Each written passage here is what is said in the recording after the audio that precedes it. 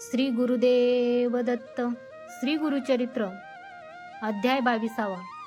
वांज म्हैस दुग्धवती झाल्याचा चमत्कार. श्री गणेशाय नमः. निश्चिम गुरुभक्त नामधारकाने सिद्ध योगींच्या चरण कमलांना शिरसा वंदन केले व म्हणाला, हे अज्ञान निवारक सद्गुरुनाथा, आपण शाश्वत तत्वरूपी परमेश्वर आहात. स्वयंपूर्ण असणारे आपण माझे मंगल करण्यासाठी मला दर्शन देऊन श्री गुरुचरित्राचे आख्यान करीत आहात. शिष्यावर गुरूंचे प्रेम अनिर्वचनीय व परिशुद्ध असते. ह्या वाक्याची मला खात्री पटली. साधकांसाठी गुरु हे अंतिम गंतव्य स्थान आणि दिशा आहे. तुम्ही निरंतर प्रवाहित होणारे करुणासागर आहात. आपल्या दर्शन मात्रे माझे मन परमात्म रूपात ऐक्य झाले आहे. तुम्ही मला गुरुकृपा प्राप्त करण्याचा मार्ग दर्शविला आहे. तुमच्या कृपेने मी माझे हृदय शुद्ध करून त्यामध्ये पादुका स्थापिल्या आहेत. साधकाला गुरु हाच परमाश्रय, परमगती व सर्वस्व आहे. हे सद्गुरू, तुम्ही आतापर्यंत निरूपण केलेल्या श्री गुरुचरित्राने मी पूर्ण तृप्त झालो नाही. गाणगापुराला आगमन झाल्यावर गुरुमहिमा कशा प्रकारे प्रकटली, कृपया मला हे सांगा व गुरुतत्व माझ्यात सम्यकपणे रुजवा, अशी कळकळीची विनंती केली. शिष्यामध्ये असणारी विधेयता, आसक्ती, भक्ती, श्रद्धा सारे पाहून सिद्धमुनी संतोषभरीत होऊन म्हणाले, नामधारका, तू गुरुकृपेला पात्र झालेला अत्युत्तम शिष्य आहेस. तू एक श्रेष्ठ भक्त आहेस. तुझ्या प्रश्नाने माझे मन प्रफुल्लित झाले आहे. कितीही वर्णन केले तरी गुरुमहिमा न जाणता अथवा अपूर्ण असलेला एखादा ते कसे वर्णन करू शकतो. जो गुरुला ओळखतो तोच गुरूंचे पूर्ण वर्णन करू शकतो. सिद्ध मुनींचे वचन ऐकून नामधारक म्हणाला, हे श्रेष्ठ गुरु सिद्ध योगी, तुमच्या प्रसादाने माझे मन परमात्म्यात ऐक्य झाले आहे. केवळ तुमच्या नामस्मरणाने माझे सर्व पाप नष्ट झाले. आपण जड मूढ लोकांचे उद्धारक आहात. केवळ गुरुस्पर्शाने चतुर्विध पुरुषार्थ साध्य होतात. श्री गुरुचरित्र हे अमृत कुंभ आहे. कामधेनू स्वरूपी श्री गुरुचरित्राचे किती श्रवण केले तरी आत्मा तृप्त होत नाही. ज्या प्रकारे अतीव तहान लेल्याची अल्प पाण्याच्या सेवनाने तहान पूर्णपणे भागत नाही, त्याच प्रकारे ज्ञानतृषा असणारा श्री गुरुचरित्र पूर्णपणे श्रवण केल्याविना तृप्त होत नाही. तेव्हा सिद्धमुनी म्हणाले, नामधारका, गुरुकृपेच्या प्राप्तीसाठी श्री गुरुचरित्र हे एक अत्युत्तम साधन आहे. पण गुरुबद्दल उदासीन भावना असली तर गुरुकृपा होत नाही. तुझ्या इच्छेमुळे मी अत्यंत महामहिमा असणाऱ्या श्री गुरुचरित्राचे पुढील भागाचे निरूपण करतो. इसवी सन 1439 मध्ये श्री गुरूंचे गाणगापुरात आगमन झाले. महापुण्यमय असलेल्या भीमा अमरजा नदीच्या संगमावर औदुंबर वृक्षाखाली सर्वसामान्याच्या नकळत काही काळ त्यांनी गुप्तपणे वास्तव्य केले. गाणगापूर भीमा नदी उत्तर वाहिनी होऊन वाहत आहे. भीमा अमरजा संगमस्थानी भक्तांचे अभिष्ट पूर्ण करणारा एक अश्वत्थ वृक्ष आहे. अमरजा नदी एक श्रेष्ठ पवित्र तीर्थ होय. संगम तर प्रयागाला समांतर असे क्षेत्र आहे, जिथे अष्टतीर्थाचा मिलाप झालेला आहे. अष्टतीर्थ हे श्री गुरूंचे अतिप्रिय स्थान आहे. त्यांची महिमा प्रसिद्धीस यावी म्हणून आणि भक्तांचे कल्याण व्हावे या दुहेरी हेतूने श्री नरसिंह सरस्वती येथे तेथे गुप्तपणे राहत होते. खरोखरच श्री गुरुचरण कमल हे समस्त तीर्थाचे संगमस्थान व लोकांना आश्रयस्थान आहे. गुरुभक्ती श्रेष्ठतम तीर्थयात्रा आहे. असे असताना तीर्थक्षेत्रे वास्तव्य करून श्री गुरूंना कमवण्याचे काहीही नसते. श्री गुरुचरणी विश्वास ठेवून शिष्य आनंदाने व शांततेने सुरक्षित जीवन जगू शकतो. आपण सगळे तसे करत नाही, म्हणून अशा गोप्य तीर्थक्षेत्राची प्रसिद्धी करणे हा श्री गुरूंच्या यात्रेचा संकल्प असतो. तो संकल्प केवळ भक्तांच्या कल्याणार्थ असून प्रयोजनासाठी नसतो. सूर्याचे दिव्य तेज ज्या प्रकारे लपवून ठेवणे अशक्य नसते, त्याचप्रमाणे श्री गुरूंचा महिमाही जास्त दिवस गुपित ठेवता येत नाही. गाणगापुरात अनेक वेदज्ञ ब्राह्मणांचा एकत्र दाटवटीने राहण्याचा एक अग्रहार होता. तेथे राहणाऱ्या साऱ्या ब्राह्मण कुटुंबाच्या जीवनात कोणत्याही प्रकारची उणीवा अडचण नव्हती. ते सर्व सुखाने राहत होते. त्यातील एक कुटुंब मात्र धनकनकादिनी वंचित झालेल्या बिकर गरिबीत सापडून व्याकुळ झाले होते. त्या कुटुंबाच्या सदाचारी दरिद्री यजमानाची पत्नी सुद्धा उत्तम रीतीने पतिसेवा करत आपल्या पतिव्रता धर्माचे अनुसरण करत होती. वैदिक वृत्तीत त्या कुटुंबाला कुठल्याही प्रकारचा आश्रय वा उत्पन्न मिळत नव्हते, पण उत्तम प्रकारे धर्माचरण करीत त्यांचे आयुष्य क्रमण करीत होते. श्री गुरु संगमस्थानी राहत असताना नित्य भिक्षेसाठी गाणगापुरात जात असत. त्या दरिद्री ब्राह्मणाच्या घरी कधीही दूध न देणारी एक वांज म्हैस होती. तिचे वयही बरेच झाले असल्याने तिचे सर्व दात पडून गेले होते. गावातील लोक त्यांच्या शेतात शेणसार देण्यासाठी ती म्हैस भाड्याने नेत असत. भाड्याकरवी मिळणारे तेवढेच उत्पन्न त्या कुटुंबाचा आधार होता व त्या अल्प उत्पन्नातच ते तृप्तीने जगत होते. श्री गुरुजींचा त्या गरीब सात्विक ब्राह्मणावर विशेष अनुराग होता. श्री नरसिंह सरस्वती गुरूंनी त्या सात्विक ब्राह्मणाचा उद्धार करावा व त्याचे उदात्तीकरण व्हावे या उद्देशाने रोज त्याच्याकडे भिक्षेसाठी जाण्यास सुरुवात केली. अग्रहारातील इतर ब्राह्मणांना गुरूंचे वर्तन विचित्र वाटत होते.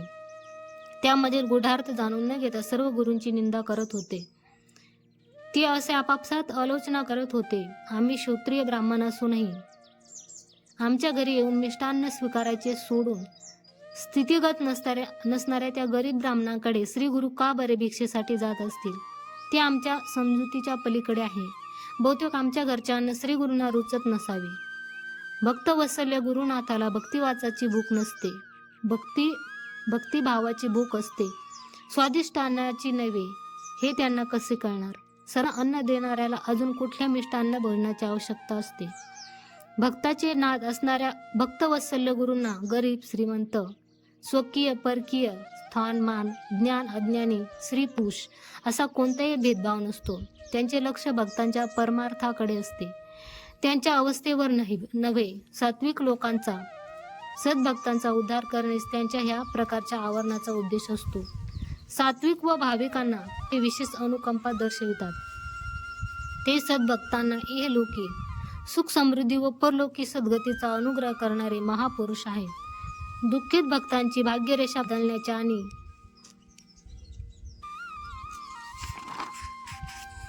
रंकाला राजपदापर्यंत पोहोचवण्याचे सामर्थ्य त्यांच्यात आहे. पण एखाद्याचा कोप झाला तर त्यांचे सारे काही नाश करू शकतात. ज्या भक्ताला अशुभ असे काही नसते, पण एखाद्यावर कोप झाला तर त्याचे सारे काही नाश करू शकतात. त्यांच्या भक्ताला अशुभ असे काही नसते.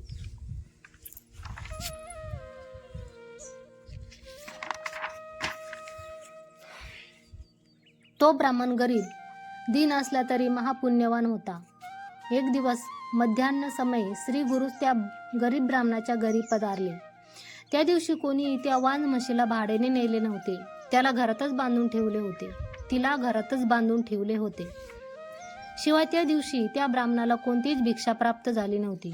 श्री गुरु भिक्षेसाठी आले असताना नेमका तो ब्राह्मण भिक्षेच्या आशेने बाहेर गेला होता. घरी त्याची पतिव्रता पत्नी एकटी होती. तेव्हा श्री गुरूंनी भोवती भिक्षान दे असा उद्घोष केला. श्री गुरु आल्याचे पाहून ती चटकन बाहेर आली आणि गुरूंच्या पाया पडली. साष्टांग दंडवत घालून अत्यंत भक्ती विनम्रतापूर्वक वदली, हे स्वामी, यजमान माधुकरी मागण्यासाठी गावात गेले आहे. आता परत येण्याची वेळ झालीच आहे.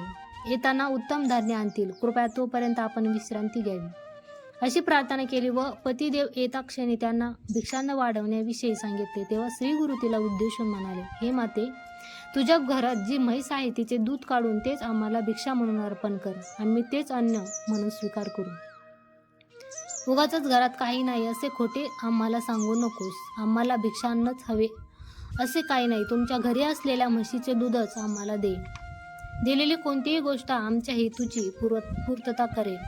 तेव्हा श्री गुरूंना वंदन करून ती म्हणाली, हे सर्वज्ञ मूर्ती, आपल्याला माहीत आहे की आमच्याकडील म्हैस वांज आहे, वयस्क आहे, निरुपयोगी आहे.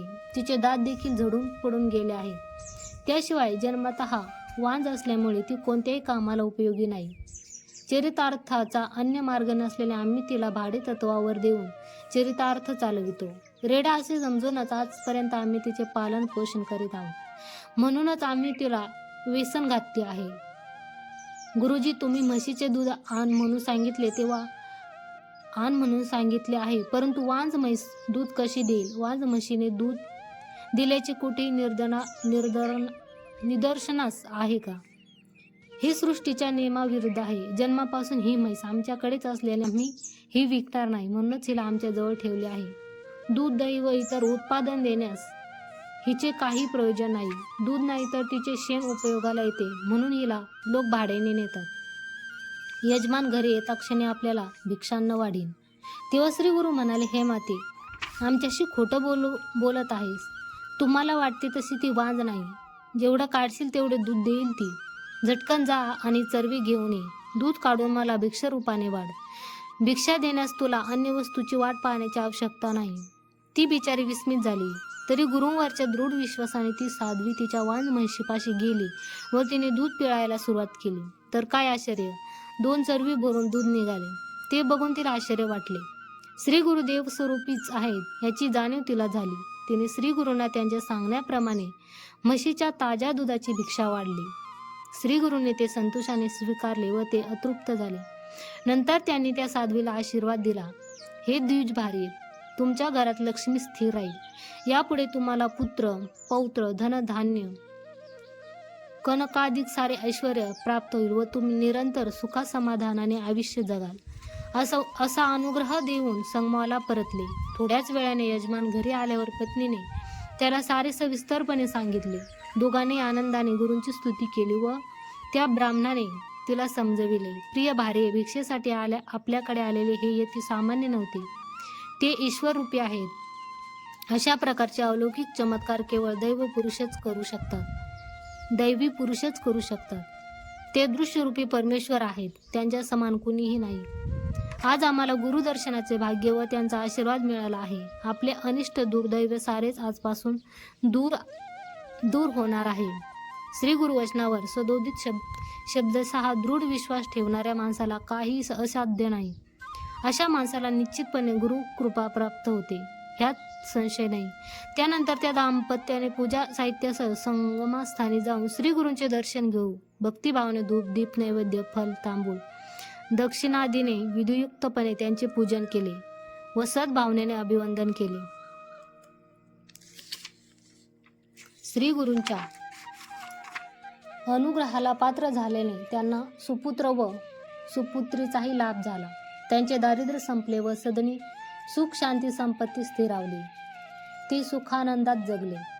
गुरुकृपेला जे पात्र होतात तेच भाग्यवान असतात, धन्य असतात. दारिद्र्य, कष्ट, नष्ट, व्याधी यांचा त्रास सहन करण्याची त्यांना आवश्यकता नसते. फक्त गुरुला शरण गेले तरी पुरे. श्री गुरूंचा अनुग्रह केवळ शिष्यासाठी नसून त्यांच्या समस्त कुळासाठी असतो. ते शिष्याचे संपूर्ण कुटुंब उद्धार करून पवित्र करतात. गुरुकृपा मोक्षाला सुलभ साधन आहे. अशा प्रकारे सिद्धमुनींनी श्री गुरुचरित्राचा भाग नामधारकाला वर दिला. येथे परम कल्याणकारी श्री गुरुचरित्राचा 22वा अध्याय संपन्न होतो. श्री गुरुदेव दत्त. श्री गुरु दत्तात्रयार्पणमस्तु.